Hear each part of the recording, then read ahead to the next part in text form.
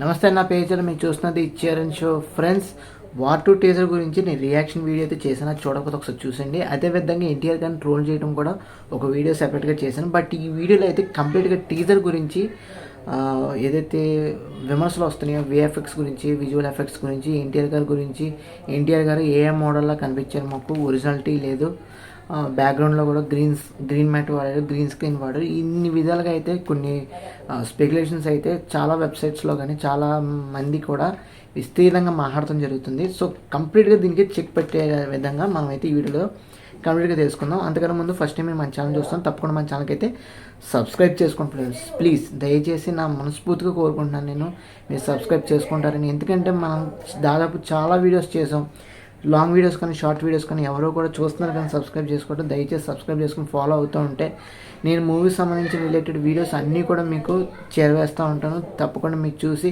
Entertain అవ్వడానికి సంసిద్ధంగా అయితే మీరు ఉండొచ్చు. సో డెఫినెట్గా మన వీడియోస్ అయితే మిమ్మల్ని అలరిస్తున్నాయి. సో కంటెంట్ ఉందో లేదో మీరే చెక్ చేయండి. ఒకవేళ ఉంటే నాకైతే సపోర్ట్ చేసి సబ్స్క్రైబ్ చేసుకుని ఫాలో అవుతానండి. సో మీకు ఇంట్రెస్ట్గా లేకపోతే ఓకే, మీ ఇష్టం. సో వార్ టూ టీజర్ గురించి విఎఫ్ఎక్స్ సంబంధించిన విషయం గురించి మాట్లాడుతూ ఉంటే, సో ఏం లేదు, చెప్పలేకపోవడం ఏంటంటే ఇంతకే నేను కొంచెం వీడియోస్ అయితే చేశాను, బట్ దేనికి కూడా వ్యూస్ అనేవి రావట్లేదు. ఎందుకో నాకు తెలియదు. చాలా బాధగా ఉంది. నేను ఏ హీరోని ఇబ్బంది పెట్టే విధంగా చేయలేదు, ఎవరిని బూతులు మాట్లాడలేదు, తప్పుగా చేయలేదు, ఏ వీడియో కూడా నేను తప్పుగా పెట్టలేదు. బట్ ఎందుకంటే చాలా బాధగా ఉంది. ఎందుకంటే ఇంత కష్టపడి థంబ్నెయిల్స్ కానీ, వీడియో ఎడిటింగ్ కానీ, లేదనుకుంటే వీడియో చేయటం కానీ, ఏంటిది చూసారుగా వాతావరణం ఎలా ఉందో, ఎండలో దాంతోపాటు వర్షం, మొత్తం తడిసిపోయినా కానీ ఎంత చేసినా కానీ ఫలితం అయితే దక్కట్లేదు. మీరు కొద్దిగా మన వీడియోస్ని ప్రతి ఒక్కరికి షేర్ చేయడానికి అయితే ప్రయత్నించండి. ఎందుకంటే నాలాంటి యంగ్ పీపుల్కి మీరు సపోర్ట్ చేస్తే కనుక, మీరు పెద్దవాళ్ళు అయినా కానీ తప్పకుండా మాకు ఫ్యూచర్ అనేది ఉంటుంది. తర్వాత వచ్చే అప్కమింగ్ యూట్యూబర్స్ కూడా మరెంతో అవకాశం అయితే ఉంటుందన్నమాట. సో దయచేసి మీరు అర్థం చేసుకొని మన ఛానల్కి అయితే సబ్స్క్రైబ్ చేసుకొని ఫాలో అవుతాను అనుకుంటున్నాను, సపోర్ట్ కూడా చేస్తాను అనుకుంటున్నాను. సో అదేవిధంగా చిన్నవాళ్ళు ఎవరైనా చూస్తున్నా కనుక తప్పకుండా మీరు అయితే సబ్స్క్రైబ్ చేసుకోండి. సినిమాలకు సంబంధించిన ప్రతి అప్డేట్ అయితే మీరు చూడొచ్చు. సో ఓకేనా, ఇది మీకు చిన్నపిల్లలకి. సో కంటెంట్లోకి వచ్చేద్దాం. సో మ్యాక్సిమం 5 పాయింట్లు అయితే తీసుకున్నాను. మ్యాక్సిమం అందులో 3-4 చెప్తాను అంతే. ఇంకా నుంచి ఈ బేసికల్గా ఇంట్రెస్ట్ లేదు, చాలా బాధగా ఉంది అంతే. అనుకున్న టైంకి రీచ్ రావట్లేదు. ఏంటి ఎంత కష్టపడుతున్నా ఒకటి వస్తుంది కానీ 1000 సబ్స్క్రైబర్స్ దాటట్లేదు. అసలు ఏమాత్రం ముందుకు కూడా వెళ్ళట్లేదు అనమాట, వ్యూస్ పరంగా కానీ సబ్స్క్రైబర్స్ పరంగా కానీ. సో టాపిక్లోకి వచ్చేద్దాం. సో వార్ 2 ఏదైతే కంప్లీట్గా విఎఫ్ఎక్స్ చాలా డిసప్పాయింట్గా ఉన్న చాలామంది పాయింట్అవుట్ చేయడం జరిగిందనమాట. ఏ విధంగా కూడా అది టీజర్లా లేదు.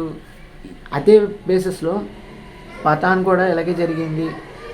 ఏమాత్రం కూడా విఎఫ్ఎక్స్ అనేది కరెక్ట్ ఫుల్ ఫ్లెడ్జ్డ్గా లేదు, ఓవర్ ది టాప్ ఉంది అని చెప్పేసి చాలామంది చాలా రకాలుగా అయితే కామెంట్ చేయడం జరిగింది. సో అదే బేసిస్లో కొన్ని అటు ఇటు చేసుకున్నా, అటు ఇటు సరిసమానంగా మార్పులు చేర్పులు చేసినా కానీ, పఠాన్ రిలీజ్ అయినా కానీ హ్యూజ్ బడ్జెట్తో కాబట్టి హ్యూజ్గా కలెక్షన్స్ అనేవి రాబట్టింది. అదంతా ఓకే అయిపోయింది, దాని హడావుడు అయిపోయింది.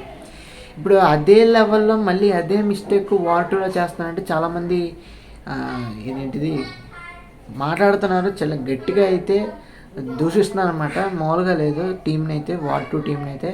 ఎందుకంటే పఠాన్ అంటే సరే వదిలేసాం, బట్ వార్ 2కి ఏమైంది, ఆగస్ట్ 14th వరకు టైం ఉంది మనకి. ఈ టైంలో మనకి టీజర్ కానీ ట్రైలర్ కానీ మంచి ఇంపాక్ట్ క్రియేట్ చేస్తే ఆడియన్స్ అనేవాడు డెఫినెట్గా సినిమాకి రావడానికి, సినిమా చూడడానికి అవకాశం ఉంటుంది. అదేవిధంగా సో బేసికల్గా ఏంటంటే విఎఫ్ఎక్స్ ఎఫెక్ట్స్ అనేవి బ్యాక్గ్రౌండ్లో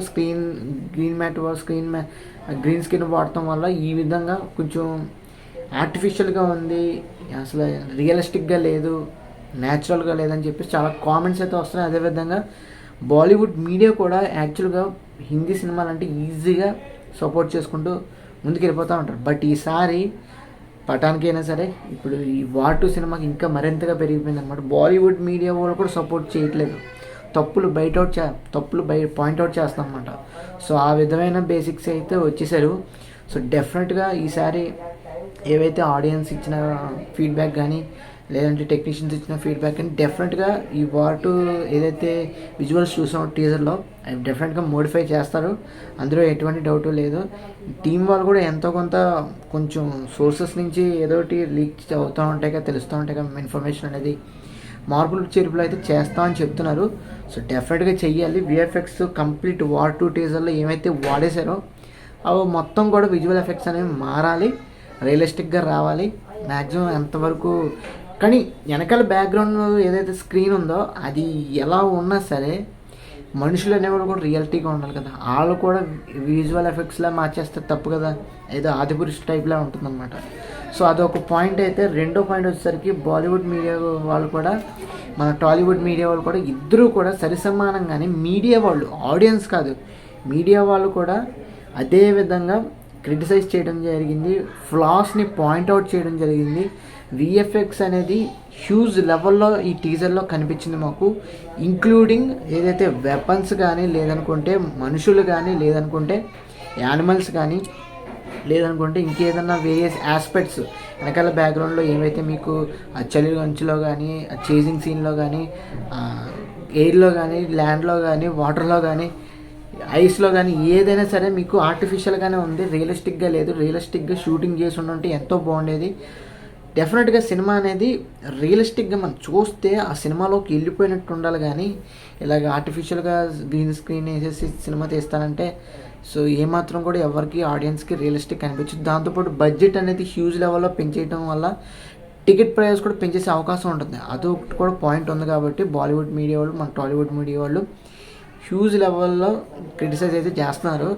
మన ఎన్టీఆర్ గారిని అయితే టాలీవుడ్ మీడియా ఎటువంటి ఫ్లాస్ని అయితే పాయింట్అవుట్ చేయలేదు. బాలీవుడ్ మీడియాని, బాలీవుడ్ యాక్టర్స్ని, బాలీవుడ్ వార్ 2 టీజర్ టీం ఎవరైతే ఉన్నారో వాళ్ళనమాట ఏకపడేస్తున్నారు, మామూలుగా లేదు.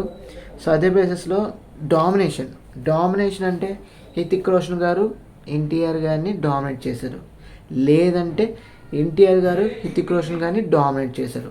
ఈ 2 పాయింట్స్ అనేవి ఎవరి వాళ్ళ యొక్క హీరో ఫ్యాన్ బేస్ మీద డిపెండ్ అయి ఉంటుంది, వాళ్ళు అనుకుంటారు.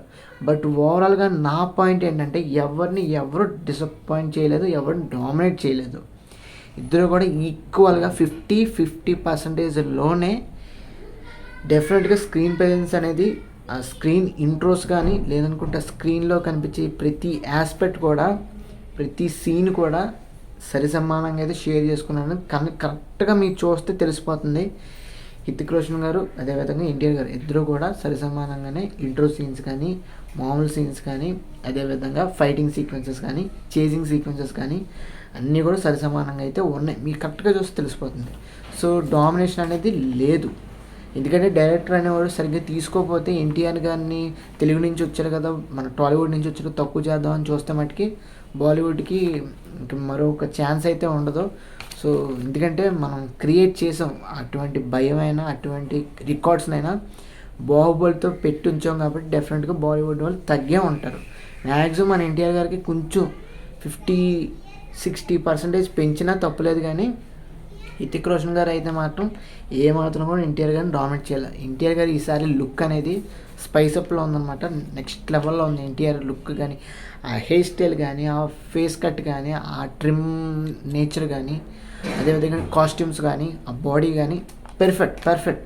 స్పై యూనివర్స్లో యష్ రాజ్ ఫిలిమ్స్ వాళ్ళు సంస్థ సంబంధించిన ఏదైతే స్పై యూనివర్స్ ఉందో, స్పై యూనివర్స్కి కరెక్ట్గా తగ్గట్టుగానే ఉన్నారు. ఎన్టీఆర్ గారు బాడీ కరెక్ట్గా లుక్ స్టన్నింగ్గానే చేశారు, అందులో no doubt at all. So తర్వాత చూసుకుంటే ఇంట్రో సీన్స్ మనం ఇంతగా మాట్లాడుకున్నట్టే హృతిక్ రోషన్ గారికైనా, ఇటు మన ఎన్టీఆర్ గారికి బేసికల్గా కాన్సెప్ట్ ఓరియంటెడ్గా మనకి వెళ్తుంది. కాబట్టి హృతిక్ రోషన్ గారికి ఏదైతే వూల్ఫ్ని పెట్టానో మన ఎన్టీఆర్ గారు కూడా ఇంకేదైనా పెట్టి ఉండొచ్చు కదా సందర్భం అయితే వస్తుంది. టైగర్ లాంటిదో, లయన్ లాంటిదో పెడితే బాగుంటుంది కదా అనుకుంటారు మీరు. బట్ కాన్సెప్ట్ ఓరియంటెడ్ మీద వెళ్తుంది కాబట్టి బేసికల్గా అయితే ఆ ఇంట్రో హృతిక్ రోషన్ గారికి అలా వెళ్ళింది. మన ఎన్టీఆర్ గారికి అయితే ఈ విధంగా అయితే ఆ బాంబ్స్ కానీ, ఆ ఫైరింగ్ కానీ, ఆ గన్స్ కానీ ఈ విధంగా అయితే ఒక జోన్లో అయితే తీసుకురావడం జరిగింది. మన ఎన్టీఆర్ గారికి ఇంట్రో ఈ విధంగా ఇచ్చారనమాట. అంటే మీరు డైలాగ్స్లోనే చూడొచ్చు. సో నెక్స్ట్ లెవెల్లో ఉంది. అదేవిధంగా అల్టిమేట్ పాయింట్ అంటే నో ఫ్యాన్ వర్స్, అదేవిధంగా నో ట్రోలింగ్స్. ఇద్దరి మీద కూడా హృతిక్ రోషన్ గారైనా, ఎన్టీఆర్ గారైనా ఇద్దరి మీద కూడా ట్రోలింగ్స్ చేయకండి. అదేవిధంగా ఫ్యాన్ వర్స్ అయితే అసలు చేసుకోవద్దు. ఎన్టీఆర్ గారి ఫ్యాన్ అయినా, హృతిక్ రోషన్ గారి ఫ్యాన్ అయినా, మీరు లేదంటే వీళ్ళిద్దరు హీరోస్ సంబంధించిన ఫ్యాన్స్ కాకపోయినా వీళ్ళైతే అనవసరంగా పాయింట్అవుట్ చేసి తప్పుగా ట్విట్టర్లో కానీ, ఇన్స్టాలో కానీ, ఫేస్బుక్లో కానీ, యూట్యూబ్లో కానీ నెగిటివ్గా కామెంట్ చేయొద్దు, నెగిటివ్గా వీడియోస్ చేయొద్దు, నెగిటివ్గా ఏమీ మాట్లాడద్దు, ఏమీ చర్యలు చేయొద్దు. అది అంత మించి ఇంక చెప్పేదే లేదు. ఎందుకంటే మన యూత్ ఎవరైతే ఇప్పుడు ఓవరాల్గా అటు నార్త్లో కానీ ఇటు సౌత్లో కానీ న్యూట్రల్గా హ్యాపీగా చాలా హెల్తీగా అయితే సినిమాలు అనేవి హ్యూజ్ లెవెల్లో కలెక్షన్స్ కానీ, హ్యూజ్ లెవెల్లో ఆడియన్స్ అట్రాక్ట్ అవటం కానీ సినిమాలకి, అదేవిధంగా సినిమా వాళ్ళు కూడా మనకి తగ్గట్టుగానే మనకు నచ్చినట్టుగానే సినిమాలు చేస్తున్నారు. కాబట్టి అది కూడా వాళ్ళు ఇంకొక క్రైటీరియా కూడా పెట్టుకున్నారు, ఇంటర్నేషనల్ లెవెల్కి తీసుకెళ్ళాలి మన సినిమాలు అనేవి. ఇంటర్నేషనల్ లెవెల్లో కూడా మన సినిమాలు రికగ్నైజ్ అయ్యి డెఫినెట్గా అక్కడ ఆస్కర్స్ లాంటి సినిమాలు కూడా, ఆస్కర్స్ లాంటి అవార్డ్స్ని కూడా రావాలి, రప్పించాలి, అలాంటి సినిమాలు చేయాలని చెప్పేసి మన టీం ఎప్పుడు కూడా, మన ఇండియన్ సినిమా ఎప్పుడు కూడా ప్రయత్నిస్తూనే ఉంటుంది. సో డెఫినెట్గా దాన్ని మనం ఎంకరేజ్ చేద్దాం, ప్రోత్సహిద్దాం. అంతమించి ఇంకేం లేదు. ఈ ఫ్యాన్స్ ఎవరో కూడా అనవసరంగా గొడవ పెట్టుకోవద్దు. సో అది విషయం. మీకు ఈ వీడియో అందరికీ కూడా అర్థమయ్యే విధంగా అయితే చేయడం జరిగింది. సో దయచేసి ఫ్రెండ్స్ మీరందరూ కూడా ఈ వీడియోని ప్రతి ఒక్కరికి షేర్ చేయండి. దయచేసి షేర్ చేస్తే కనుక డెఫినెట్గా మన ఛానల్ అనేది సినిమాకి సంబంధించిందని తెలుస్తుంది. అదేవిధంగా మనకి సబ్స్క్రైబర్స్ వస్తారు, అదేవిధంగా మన ఛానల్కి వ్యూవర్షిప్ కూడా పెరుగుతుందన్నమాట. సో అది ఫ్రెండ్స్, నేను ఏదైతే కష్టపడిన దానికి ప్రతిఫలం అయితే రావాలని మనస్ఫూర్తిగా అయితే కోరుకుంటున్నాను. సో అది మీకు ఈ వీడియో నచ్చినట్టయితే తప్పకుండా మన ఛానల్కి లైక్ చేయండి, షేర్ చేయండి, తప్పకుండా మన ఛానల్కి సబ్స్క్రైబ్ చేసుకొని ఫాలో అవుతుంది. అదేవిధంగా సబ్స్క్రైబ్ చేసుకున్న తర్వాత పక్కన బెల్ ఐకాన్ ఉంటుంది, అది తప్పకుండా సబ్స్క్రైబ్ ఆన్లో పెట్టుకుని ఉంచుకోండి. అంతే. వీడియో నచ్చింది కదా మరి. Thanks for watching. See you again. By.